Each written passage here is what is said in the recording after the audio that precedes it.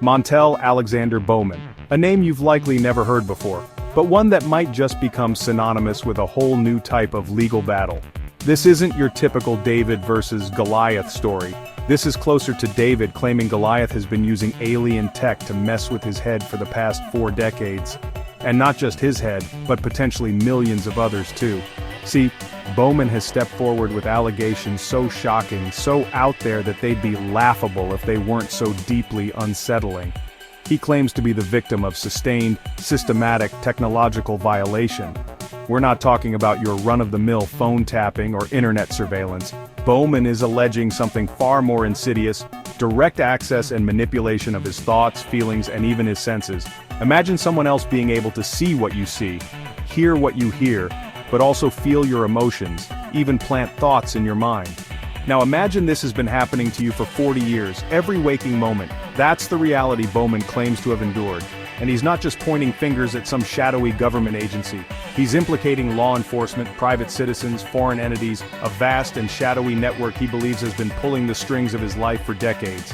This isn't just about one man's alleged suffering. It's about the potential violation of a fundamental human right, the right to privacy of one's own mind. If true, Bowman's story could redefine our understanding of surveillance technology and the very essence of what it means to be human in the 21st century. Let's talk about the tech, because that's where things get really weird. Bowman doesn't provide blueprints or schematics, but he paints a picture of technology so advanced, so invasive, that it sounds ripped straight from the pages of science fiction. He describes devices capable of remotely monitoring and manipulating his every thought and feeling. Imagine a machine that could read your inner monologue, your deepest fears, your most private desires. Now imagine that same machine could also implant thoughts, manipulate your emotions, even induce physical sensations. This is the terrifying reality Bowman claims to have experienced. He alleges that these devices can intercept and interpret his visual and auditory input. Basically, they can see what he sees and hear what he hears. Think about the implications of that. Every conversation overheard, every private moment witnessed, all beamed directly to some unknown observer. But it gets worse. Bowman also claims this tech can measure the physical reactions of others to his presence and actions. He describes a feedback loop of sorts, where those controlling the technology can gauge the responses of other people to his words and actions in real time. It's like being trapped in a twisted social experiment where you're both the subject and the unwitting puppet. The details are scant, the technology seemingly beyond our current understanding, but one thing's for sure: if even a fraction of what Bowman alleges is true, we're talking about a level of technological invasion that would make Orwell blush. So what do you do when you're convinced you're the victim of a decades-long technological conspiracy? If you're Montel Alexander Bowman, you lawyer up. And not just with any lawyer, but with a legal team that's prepared to take on the US government and a whole host of other powerful entities. Bowman isn't shy about throwing legal weight around. He's alleging violations of a laundry list of laws and amendments, starting with the big one, the Fourth Amendment. You know, that whole right to be secure in their persons, houses, papers, and effects against unreasonable searches and seizures thing? Yeah, that one. Bowman argues that having his thoughts, feelings, and senses violated is about as unreasonable a search as you can get. He doesn't stop there. He's also claiming breaches of privacy laws, violations of the USA Patriot Act, and a whole slew of civil rights infringements. We're talking tort, fraud, assault, battery, even human rights violations. You name the legal violation, Bowman's probably alleging it. And for good measure, he's thrown in intellectual property theft and claims of hacking and cyber attacks. Remember, we're talking about technology that can supposedly access your thoughts. That's some valuable intellectual property right there. Bowman's legal strategy is as bold as his allegations. He's not just seeking recognition of these alleged violations, he's going for the jugular. He wants financial compensation, and not just a small sum. We're talking a quadrillion-dollar settlement from the US Treasury. Now let's talk about who Bowman believes is behind this alleged technological reign of terror. Unsurprisingly, the government sits squarely in the crosshairs. Bowman doesn't mince words, accusing American law enforcement agencies of being complicit in the surveillance and manipulation he claims to have endured. But it's not just your local beat cop or even the FBI. Bowman is aiming higher, pointing fingers at the intelligence community's heavy hitters, the CIA and the NSA. He alleges these agencies have been using this advanced technology to monitor his every move, read his thoughts, and even manipulate his behavior. Think about the implications of that for a second. If true, it would mean that the very institutions tasked with protecting our freedoms have been secretly violating them on a scale we can barely comprehend. Bowman's claims paint a picture of a government that has overstepped its bounds, using technology to control and manipulate its citizens in the shadows. But it's not just about surveillance. Bowman also alleges that the government has been using this technology to influence his life in more subtle ways, from manipulating his finances to steering him towards certain career paths. He claims to be a pawn in a much larger game, one where the government holds all the cards and pulls all the strings. Section 5. Shadows in the crowd, private citizens under suspicion. Here's where Bowman's allegations take an even more unsettling turn. He doesn't just implicate government agencies in this alleged technological conspiracy, he also points fingers at private citizens. That's right, everyday people, your neighbors, your co-workers, even that guy who always cuts you off on the way to work. Bowman claims that these individuals are somehow involved in the surveillance and manipulation he's experienced. He describes a vast network of actors, all working in concert to monitor and control his life. The details are murky, but Bowman suggests that these individuals may be motivated by a variety of factors, from financial gain to personal vendettas. He even hints at the possibility of a cult-like organization, pulling the strings from the shadows. Imagine for a moment that you're being watched, not just by the government, but by your neighbors, your friends, even your family.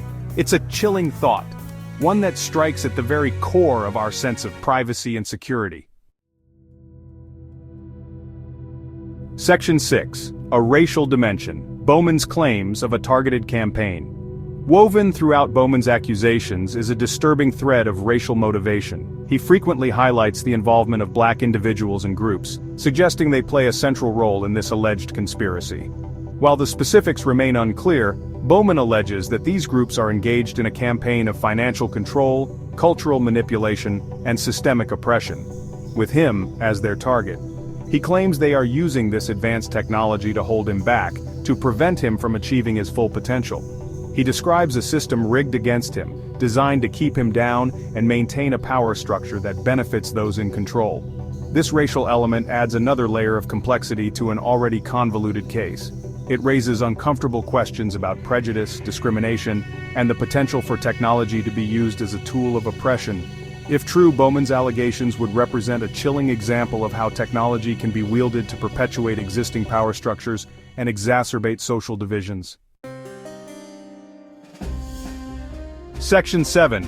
Show me the money, the quadrillion-dollar question.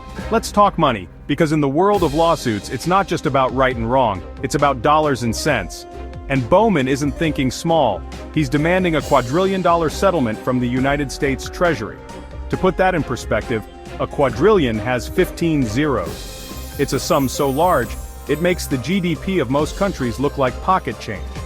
Why such a staggering amount?